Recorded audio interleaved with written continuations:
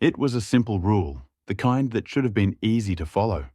Across the vast expanse of the cosmos, where countless civilizations thrived, everyone knew it. Inscribed in the annals of galactic history, whispered in alien tongues, carved into the walls of ancient ruins. The humans must not be disturbed. No one alive remembered why. Humanity's resting place had become a sacred ground, cordoned off by forces no one dared to challenge. Ancient war fleets, now derelict, floated in silent vigil around their world. Their technology, long abandoned, was still impenetrable to even the most advanced species. The humans had gone to sleep millennia ago, leaving behind only echoes of their power and the rule. Don't wake them. But someone, or something, broke the rule. Captain Lirith of the Valorian science vessel. Farseeker was no rebel. She prided herself on being a rule-abiding explorer.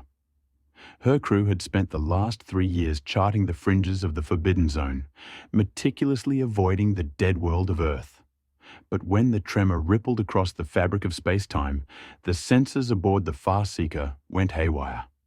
"What in the name of the Corps is that?" murmured Ensign Kale, his scales rippling with unease as data scrolled across his console. Lirith strode to the command deck, her eyes fixed on the holographic display.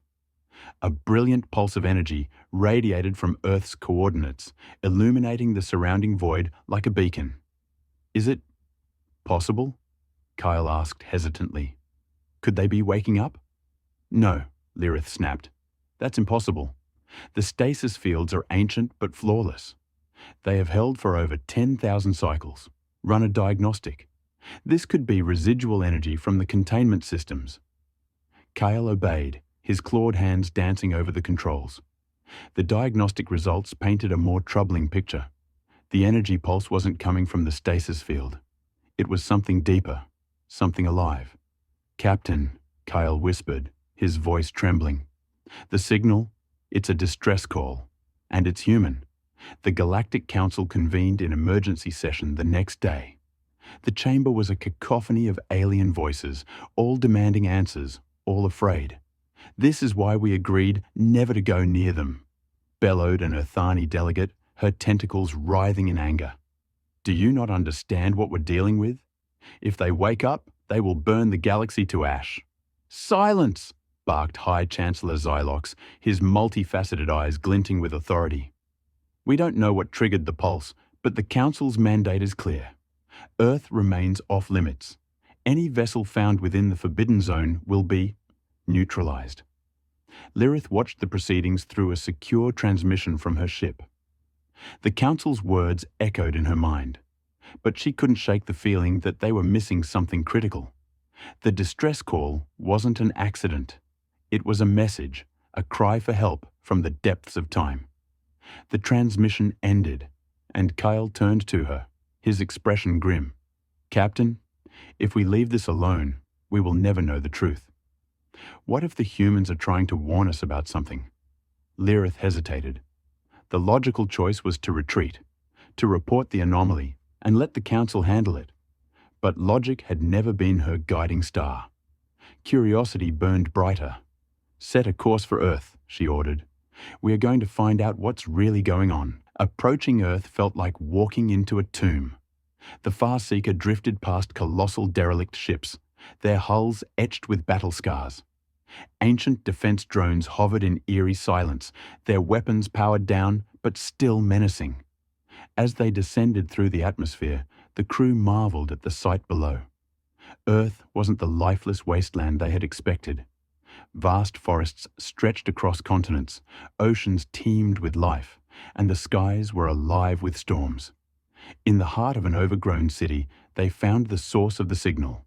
It emanated from a massive underground complex, its entrance sealed by layers of impenetrable metal. But as the Farseeker approached, the ground trembled, and the doors began to open. "Captain, I'm detecting movement," Kyle warned.